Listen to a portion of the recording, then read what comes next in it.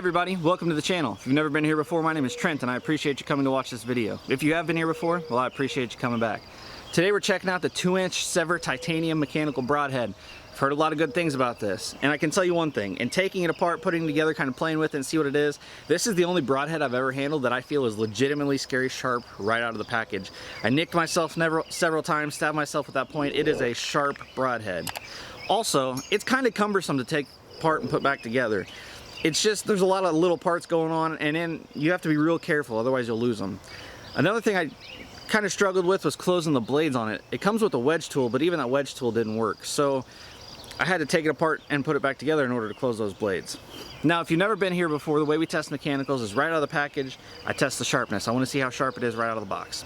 After that, we take it over to ballistics gel, we shoot it through a leather piece and ballistics gel. I want to see the wound channel, I want to see that the broadhead opens up. After that, we shoot it through a fence slat.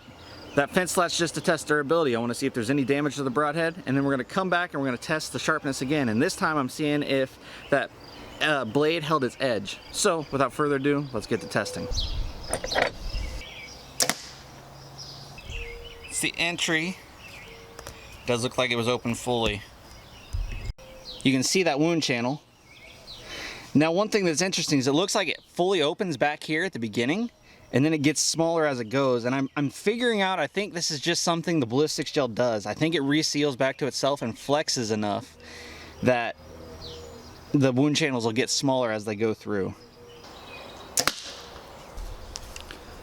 Alrighty. There's the entrance. Fully cut, full open.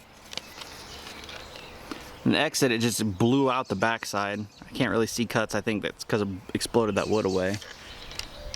And looking at the broadhead, there are two very, very small chinks in the blades on either side, I think.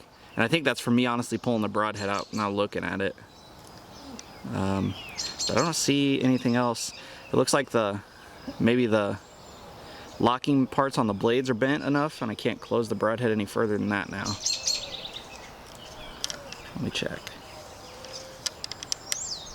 Oh, nope, it's just... So yeah, I mean, honestly, it looks like it's in really good shape.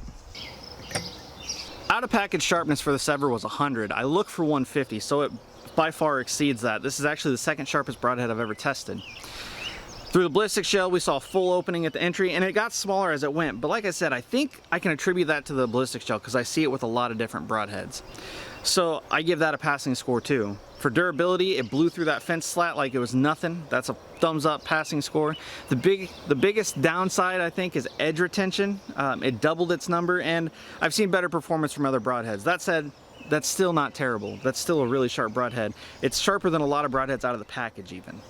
Overall, the Sevr is a impressive broadhead. I honestly didn't expect as much as it gave, and I might even tote one of these into the woods this year. My list of broadheads I want to take into the woods just keeps getting longer and longer, but this is thoroughly impressive.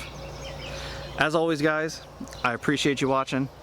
Like, subscribe, share with your friends, all that good stuff, and we will catch you on the next one. Peace.